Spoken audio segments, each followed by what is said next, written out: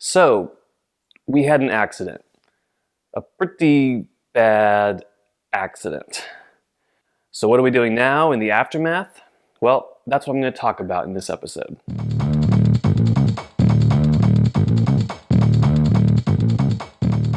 Now, let me just clarify up front who was involved in the accident. It wasn't me, I wasn't driving our car. It was actually my wife and her sister. We're going out shopping, and they were involved in this 3-car accident, including our own.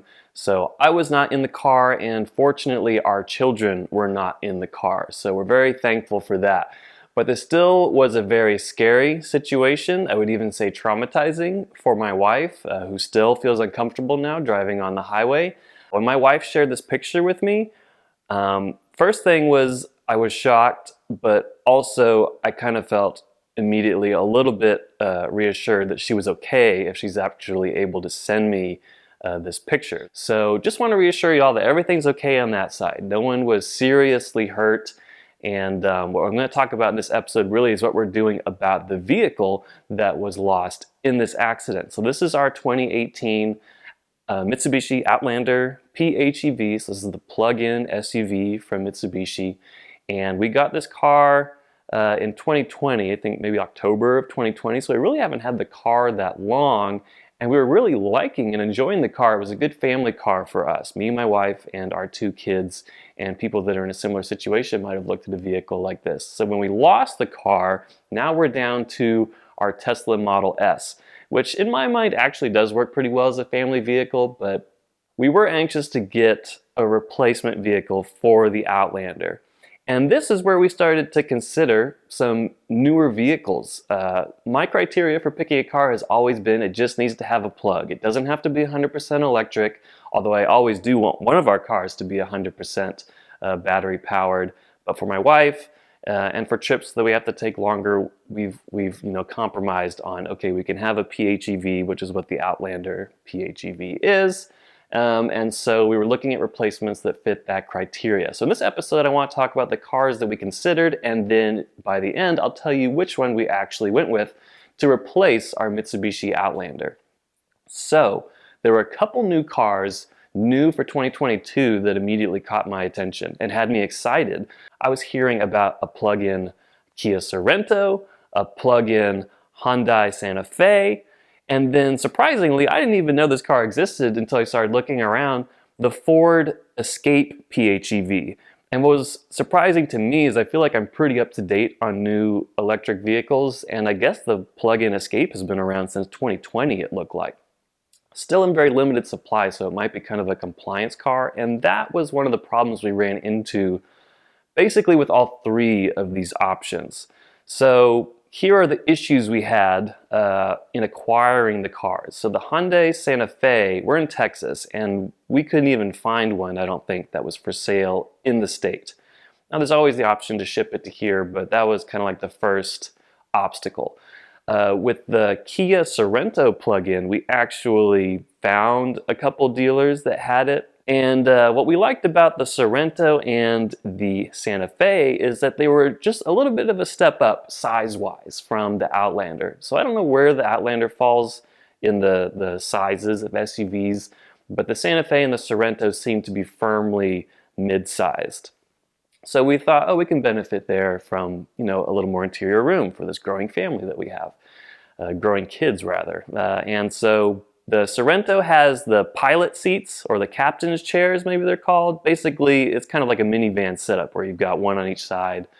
You can only fit 6 people in the car instead of 7 for a traditional 3-row. That's because that middle seat row is just 2 seats, and then you have some space to walk down the middle, which we actually liked because we can have that 3rd row if we need another adult in the back, but otherwise we kind of have some open floor space to shove a pack and play, and parents will know what that is. But there's an advantage to having kind of that open space between the seats and easy access to walk back to the 3rd row instead of folding seats forward. The Santa Fe, what I really liked was the 2nd row actually. Now the 2nd row is 3 seats across, and it doesn't have a 3rd row, but the 2nd row slides. You can slide it forwards and backwards, either prioritizing passenger space, or you can slide it forward and maximize your cargo space in the back. So I really liked that flexibility from the Santa Fe. And then the Ford Escape, when I came across it, really caught my attention because of its efficiency, both in the plug-in range, like the all-electric range that the car can go, but also in the gas mileage efficiency. So something about the Outlander that always bugged me was that it was relatively low battery-powered range. You know, for us, in our 2018, we were getting about 20 miles of range, and it's rated to do like 22. And then the Escape can get like 37 miles, which is getting really close to what the Prius Prime can do, which I believe is maybe 42 miles on battery power alone. And then it gets like 40 miles a gallon, the Escape does, which is even better fuel efficiency than I think the Prime has. I should mention the Prime was considered, but again, it's a hard to get vehicle and it's kind of expensive. And so ultimately these were the problems we ran into: availability and expense. So the Hyundai Santa Fe kind of dropped off the list because it was really hard to get in our area. Maybe if you're in California, it's an option for you. For us, even though it kind of became our number one, we just didn't really see an easy way to get it and stay within budget because shipping it here would have added a bit to the cost. Then the Sorento suddenly became our go-to, and we called this dealer in Houston, and I couldn't figure out, we were texting back and forth and he was giving me these prices and I couldn't understand why the lease price was so high. So I called him and we had a over the phone conversation. And finally I realized he's just adding like an $8,000 markup to this car because it's a desirable vehicle that's hard to get. And even though other dealers are probably doing the same thing and surely are doing the same thing, marking up vehicles that, have very limited availabilities, it's a supply and demand tactic. But I don't want to reward a dealer that practices that. Another issue you can run into, and that we ran into with the third vehicle on our list, the Escape, which now was our kind of only option again, that we were down to. And the Escape was the only car I actually got to see and touch. I actually really liked it. The seats were really comfortable. The second row did the same thing that the Santa Fe does, which is it slides backwards and forwards. But the Escape is a smaller car, smaller even than the Outlander, I think. So it'd probably be classified as a subcompact SUV. It might even just be a crossover. I don't know where it falls into. But I liked it, and we were basically about to pull the trigger on that one. And it was pushing our budget a little bit, like $50,000 after what I thought were just taxes. And I couldn't understand how maybe a $43,000, $42,000 sticker price vehicle was getting us up to $50,000 out the door price. And it was the titanium trim, so it had all these things, and I just wanted to see like how we were getting up to $50,000. And so I'm seeing things like they stuck a GPS tracker in the car that might have added like $1,000. They put a protective film or something on the windshield that was supposed to offer air protection. There were just some other treatments like that, kind of like these protective elements on the car that I didn't ask for and that they said had already been applied and couldn't be removed. So it's not like they can just take it off, off of the price sheet because it's actually on the vehicle already. So that's another thing that I didn't enjoy having a conversation about, and didn't want to reward dealers that do that put things on these vehicles and then don't show you that that's actually going to be reflected in the out-the-door price. And only once you see it, they're hoping that you're desperate enough or you've come far enough in the process that you're just going to buy it anyway. So again, we passed, and now we're like, what do? We were excited about all three of these cars to a certain degree, and now none of them are really working out. So the car that we actually ended up buying to replace our Outlander PHEV was another Outlander PHEV.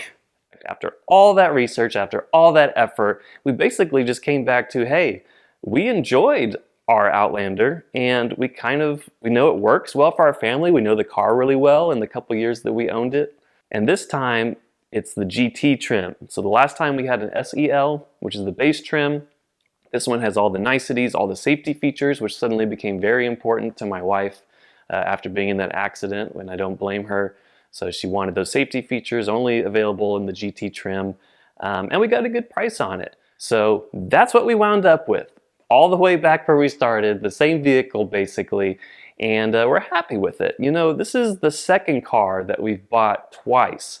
The first being a Nissan Leaf, which I bought twice in years past. So it's interesting that even though I don't think the Outlander is the best in battery technology or range or even a gas engine efficiency, because it only gets like 27 miles a gallon or something that it's rated for, not great, you know, compared with that Escape getting 40 miles a gallon, which I was really wanting, especially now with high gas prices.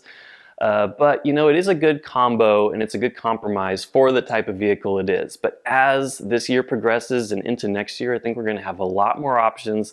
Even the Outlander is getting refreshed for 2023, I guess. It already has a refresh model for the gas version that looks a lot cooler. They basically just made it look better on the outside and on the inside.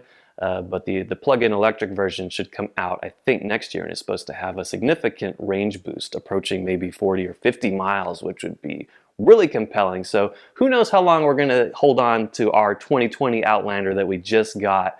But for now, it's working well for us. It's a good family vehicle, and I just wanted to share that story with y'all in case you're looking for a similar type of vehicle. Hopefully you didn't go through a car accident like we did to force yourself into replacing your vehicle. Because again, we really did like our 2018, but I think we're going to enjoy our 2020 even more. And I'll leave it here for today. So thank you for watching, and I'll see you again soon.